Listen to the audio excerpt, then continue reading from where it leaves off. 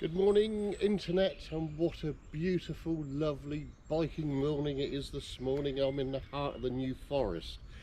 The reason I'm here is because we're going to take a little trip down to the Sammy Miller Museum, where it's Adventure Bike Day. We're going to have Charlie Borman's BMW there. Little rumour that Charlie may be there himself, I don't know, nothing's been confirmed, but we're going to have a little ride through this ornamental drive. Rhinefield House is just a little bit further down there. We'll try and get that on the camera. Beautiful location, and we will see you at the Sammy Miller Motorcycle Museum very shortly.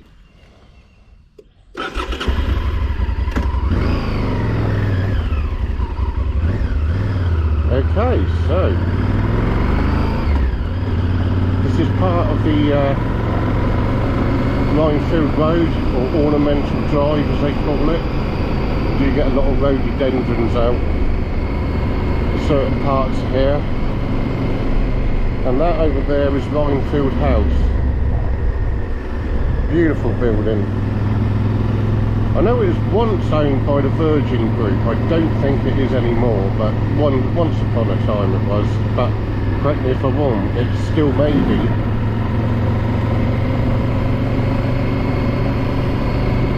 Just some lovely trees and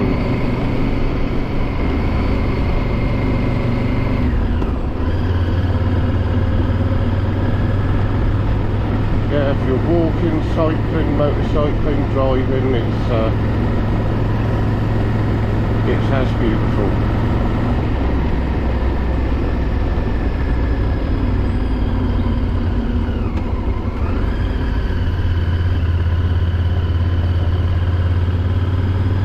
Running. Don't think I'll be doing that today. I'll give that a miss.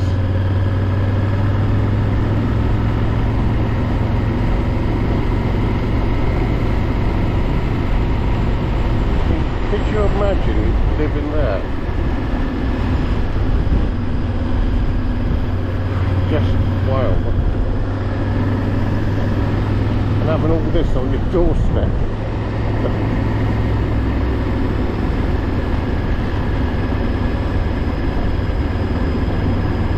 Just got to be careful. You can see the verges of the road just sort of like slip off where it's quite narrow and people passing each other. If you put a wheel out a bit too far, you could be in a little bit of trouble. I think that bridge may just take my weight. Yeah, we're safe. I saw the police go tearing up here just a minute ago. I don't really know what's going on. I hope it's nothing too serious, but it's a bit of a worry where you see two police cars tearing through the New Forest and they're parked up in a car park like that. That's not a particularly good sign.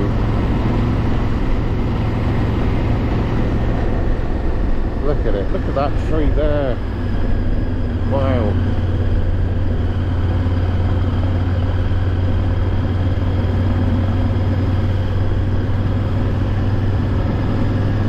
Lovely morning for it. It's not a cloud in the sky today. Raining yesterday afternoon and evening, and look at it today. Absolutely gorgeous. Perhaps summer is just arriving. Let's hope so, eh? It's been a long time coming.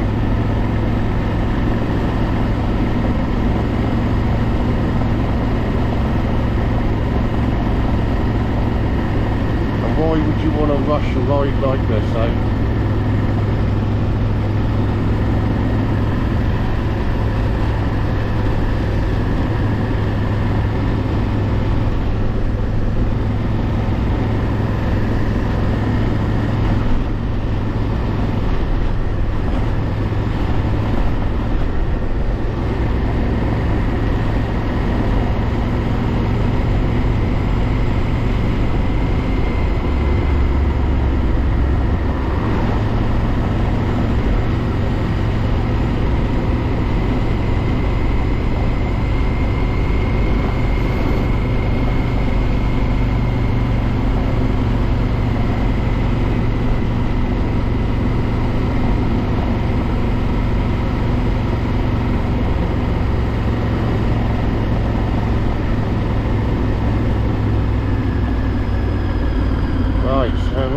9:35 now. And even this is actually quite picturesque, very green along here. So it's a national speed limit, but I don't know, sometimes you just don't feel like you want to do it along here. Just take it all in.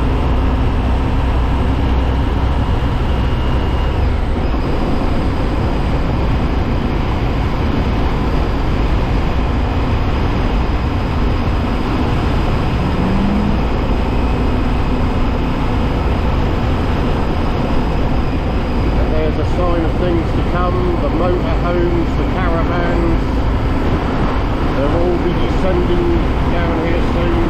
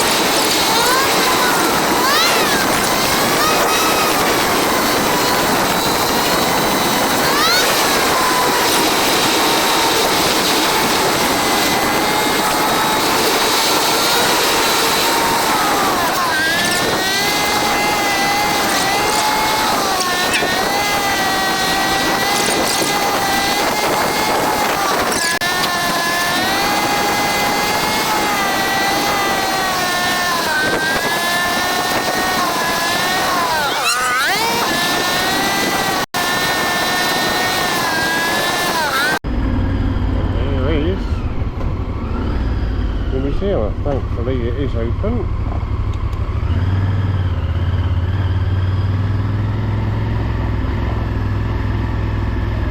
Thank you.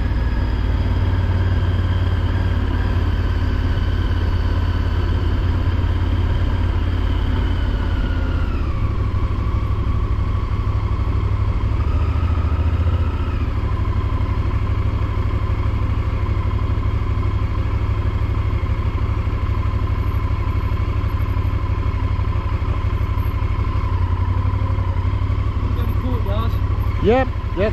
Anywhere? In the courtyard, if you follow it round. Oh, actually in the courtyard. Okay. There's Mr. Miller. Morning, Sammy.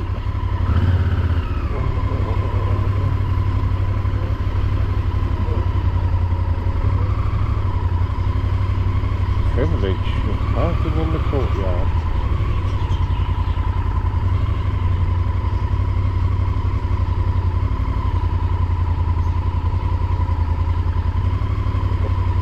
Morning, Paul.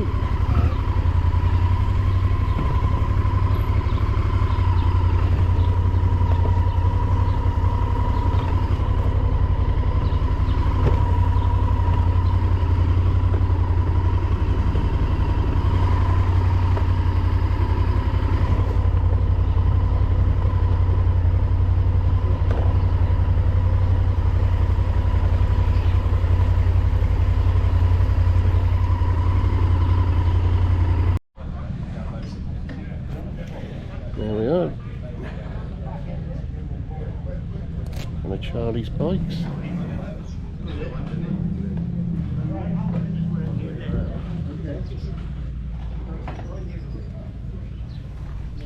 Charlie Boardman's Yeah.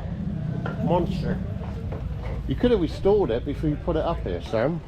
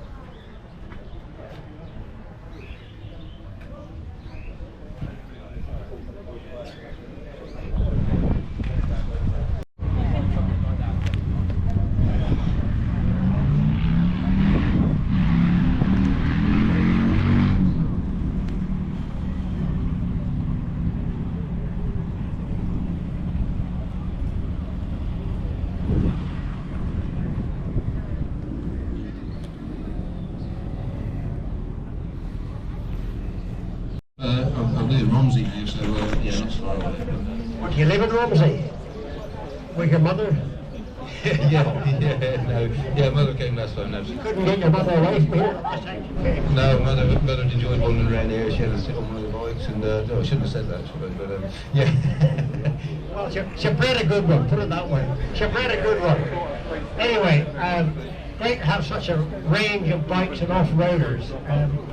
It's quite amazing how the motorcycle trend has changed in the last few years since super sports bikes,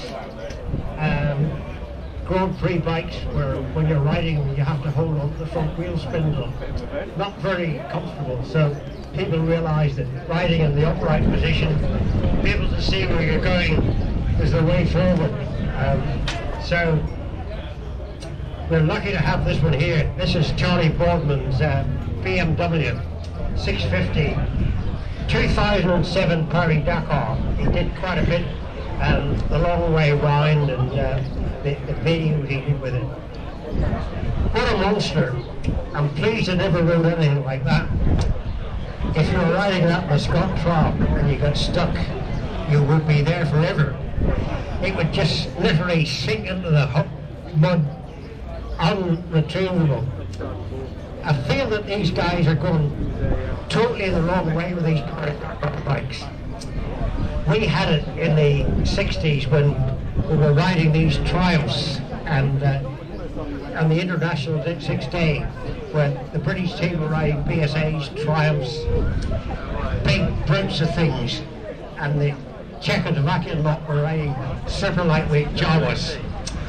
Well, we rebuilt the Jawa in the museum, which is an International 6-day bike. Couldn't believe it.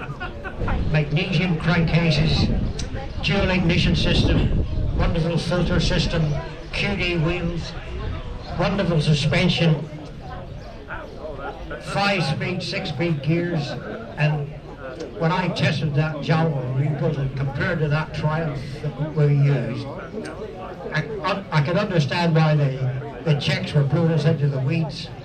Every bloody International 6-day, we couldn't live with it. I rode a Triumph in the British team. They bought that 500 out of 505, so I ran in the 750 class against the BMWs, and that was heavy work. So you remember the BMW rider Czech? He did the Paris-Dakar and lots of stuff after the International 6-day. So we're in the German 3-day trial down at Garmisch-Partenkirchen, and Miller was going to try and win this bloody German 3-day trial. So this guy in this BMW, the first 2 days, he's blowing Miller into the weeds, and I'm not very impressed. So I'm trying, and I remember one special test right up the bigger mountain, and it was wet and raining, so I was really going for it. I remember we come onto this wooden bridge, and the old Triumph went sideways, and I managed to hold it. And then after the bridge, there was a sharp left-hander with a big cut stone-faced wall straight in front of you. So when I got over the bridge, it came around this left-hander, and against this stone wall, there was a big iron thing sitting flat on the floor. It must be the rock off the front. It was the BMW cylinder head, because Shaq had hit the wall, played the barrel off the bike, and the bike was over here with him pouring oil out on one side of the engine, so I gave him the thumbs up. So that was a BMW sort of, that was me in prime position. So, but wonderful experiences. Looking at these here, all you lot too, can't believe it, Bob.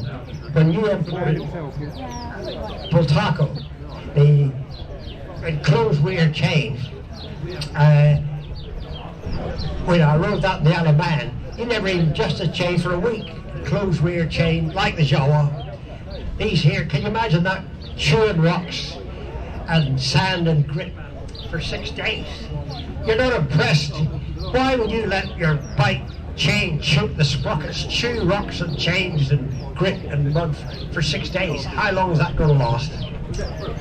Why not enclose it so you don't have to adjust the chain at all, or even look at the chain for 6 days? So Anyway, the Paris Dakar, I would have loved to ride it, but it was, I was past it before it really took off, so never really got, but I think it's a really wonderful challenge, the Paris Dakar. But don't really fancy riding that thing for hundreds of miles a day, no rest, no maintenance, no nothing. So really brave men. So anyway, it's great to have so many bikes here today, wonderful displays. I didn't realise there was ever so many people going to turn out today, but I organised the weather, had a word with a good man, so the sun's shining on you. I hope you brought your sun cream, or you'll be getting browned off. So we'll have a quick word with, who wants to go first, young Rickman or young Nation? Right, young Don Rickman. Right, Don, he's built many International 680 bikes, including the Matisse, the little Rickman Zundap, the British team used them, didn't they, in America? Yes, I forget which year it was, but we supplied the bikes for the British team in America, and they were Rickman Zundaps, 125 Zundap engines. In those days when we built a bike, we had to go around and beg people to sell us engines. That was the trouble. We never could get our own engine. But well, I've got the mic. Sammy, he's got the gift of the gab. He knows exactly what to say. I'm a beginner at this. But what I also like to say is what a marvellous setup Sammy's got here. You know, it's a wonderful museum, and he really needs praise for that. Just another day at Paradise. So not many people come to Paradise every day, is it? I'm down to 6 days a week now. Yeah, that's typical Sammy. But what amazes me, you know, I'm 88, and he's 2 years older than me, and he runs around like a 2-year-old. Keep your voice down. I shouldn't say how old Sammy is. Wonderful, Don. The Rickman factory was half a mile down that way. If the trees weren't there, you could probably see the Rickman factory. And how many bikes did you produce, Don, during your production years?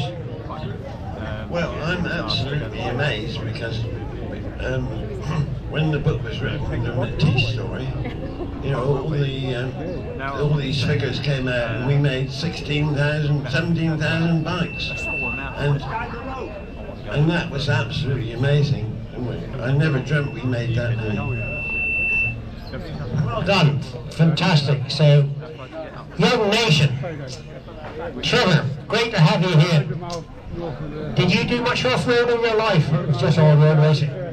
So yeah, I did do a bit of off-road, not really competition, but I've always done a bit of off-road just to keep fit, and just because I like riding bikes, it's an easy way of doing it. So yeah, but yeah, I've got to say as well, yeah, this is a fantastic place here, and most of this stuff is before my time really, but how thoroughly interesting it is with the history of engineering pretty much, not just motorbikes.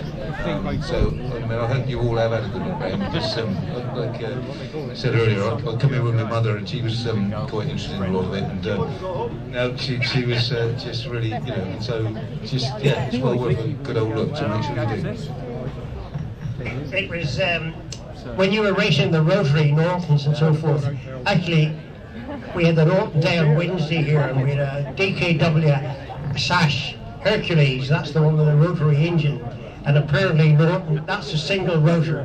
Apparently Norton's had a good look at that, and then when they were doing the twin, they more or less doubled up on the DKW.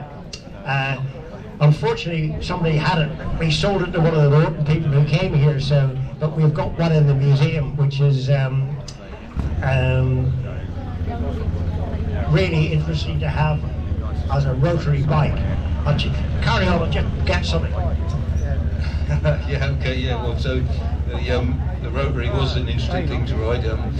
I don't know really. I wasn't quite sure when I first got on it. It was just like the throttle was just like a switch. But then we put a big flywheel on it, and yeah, it became a lot more rideable. But yeah, I mean, I don't know if most of you know or any of you know, but Brian Crichton is the sort of brains behind it all, and yeah, he's still passionate about his rotary Nortons, and now got a 700 rotary race bike that can be bought. But yeah, what have we got here then, Sammy? Right, we had a three-cylinder, the DKW rotary here last week. We bought it locally. An old gentleman passed away, and the family sold us the wreck of a bike. And lo and behold, yesterday, he came with this tank that the old boy had bought and put it in his bedroom. He was going to fit it to the bike, but never got round to fitting it. So none of you have ever seen a DKW Hercules rotary valve 60-year-old petrol tank, brand new, in the manufacturer's box with a number on the box. So that's a gem in itself. So that must be the only brand new Hercules DKW tank in the world. Touch it. I don't know what that is to do with me, but there we go. It's yeah, perfect. Yeah. We've got a DKW Hercules in there. In the museum we've got one which is almost brand new. One of the reasons why there's never any miles on them, because they never lasted very long. So when I rode it round here, I was quite impressed with the rotary, how progressive the power was, you know. It really grunts all the way through, pulls gear seriously. What was your racers like? Yeah, that's very much like it. You know, I don't know if any of you been out on the electric bikes here, you know, and I have to say I'm not really an electric bike fan, but the rotary engine is a bit like that. When it's carbureted correctly, it just pulls from nothing. I mean, it's just a triangle going round, so there's no pistons to stop and start, you know, a couple of hundred times a second or whatever, you know, and that's it. So if it's carbureted correctly and it's got a decent flywheel on it, which they ended up sorting out, yeah, from low revs it just pulls strong. Part throttle, there's all sorts of issues that are different about it, and like I say, part throttle is one of them where, yeah, it's tripping over itself a bit and all sorts. So every engine has got its pros and cons on it, 2 strokes, 4 strokes, whatever, you know. But yeah, it was great to be involved with a British bike racing, and you know, when I started racing, I never dreamt that I'd be riding a British bike, let alone a competitive one. It was strange riding a bike with a primary chain and an old Norton gearbox, and to start with, but you know, they sorted all that out, and yeah, I don't know. It was always the ACU that Norton's had great trouble getting the capacity established with the rotary, because you've really 3 cylinders, and each cylinder's 250, so it was difficult to decide whether it was a 750 or a 250, because you'd 3 cylinders, and yeah. So yeah, that's kind of you know what Sammy obviously had a lot of work with the rotary engine, but end of the day, any engine is measured by its intake of breath, really, its sweat volume, and the rotary engine, basically, put it this way: if you had a 2-stroke where the piston turned a third of a turn every time it fired, you wouldn't say it was 3 times the capacity. It's just the piston's turning. There's only 1 cylinder head. Okay, so the 2-stroke engine does a couple of things at once. The rotary does 3 things at once, but it's only got 1 cylinder head, and the triangle going round only fires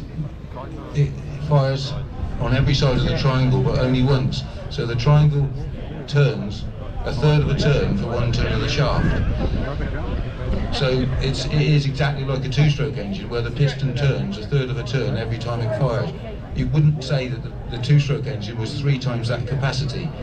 So, you know, any engine is measured as its sweat volume, and the sweat volume of the Norton rotary engine is 588.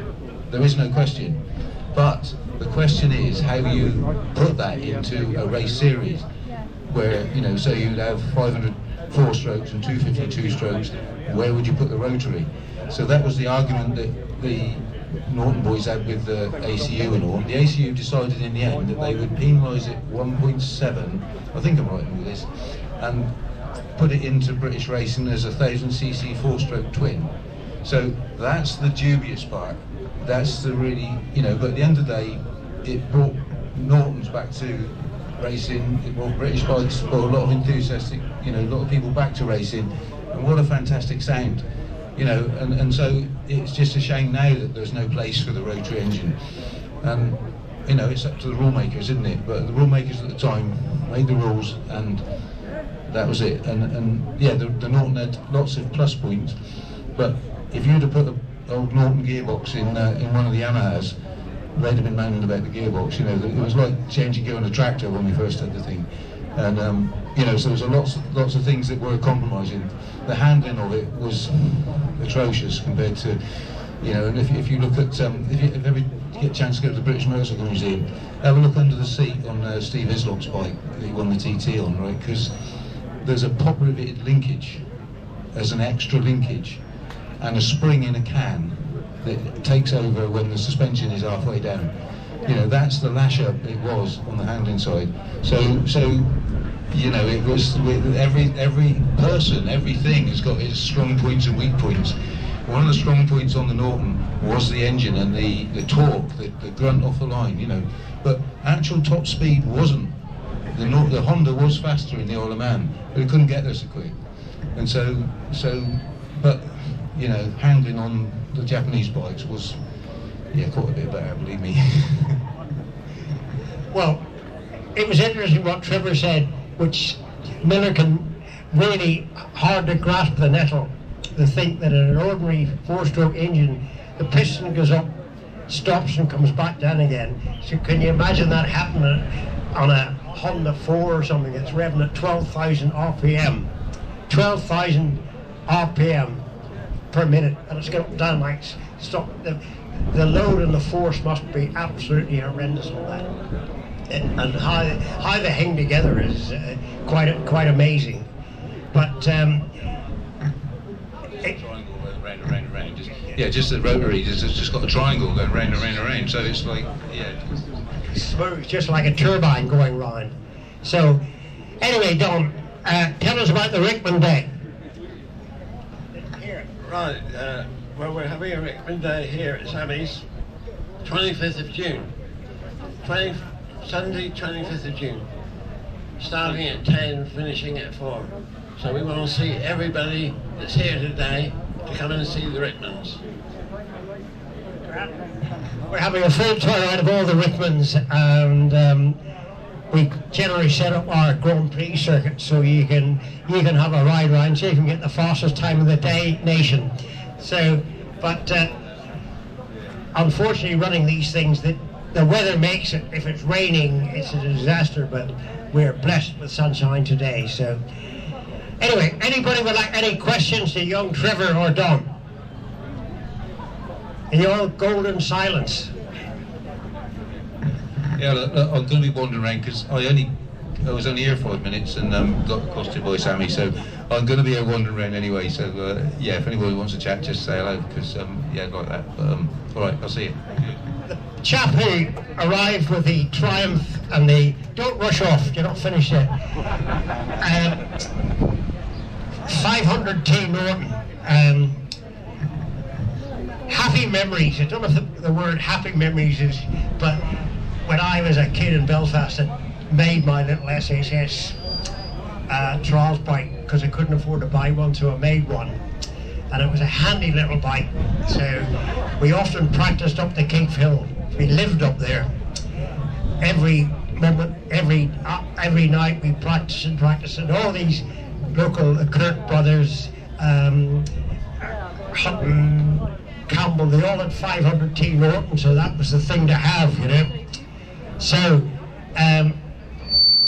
this section, so I was doing it on my little bike, no trouble, and none of them were doing it on this big 500T Norton. So Kirk said to Miller, he said, why don't you have a ride on that and see if you can clean it? So I had a ride on this uncontrollable, heavy old brute of a thing. And I just give it back to him straight away and said, you know, world's worst trials bike. And I was a happy boy because I knew how to bike twice as good as the 500T Norton, because that was really the last of the big heavy old brutes of trials bikes. We all started to go to more lightweight bikes, which were the way to go. So there we go. Anyway, have a nice afternoon, have a wander around, the museum's open. If you want to come in the workshop, it's called Heaven on Earth, another day in paradise. So you can see where Miller spends his paradise days. And any questions, speak to Don or Derek, or Don and Trevor. So catch up with you later. Cheers.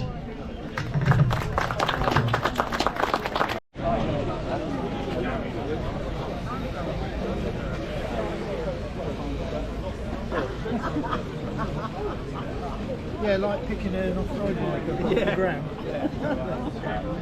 And that's the thing, with paddles, it's rebuilt like some balance.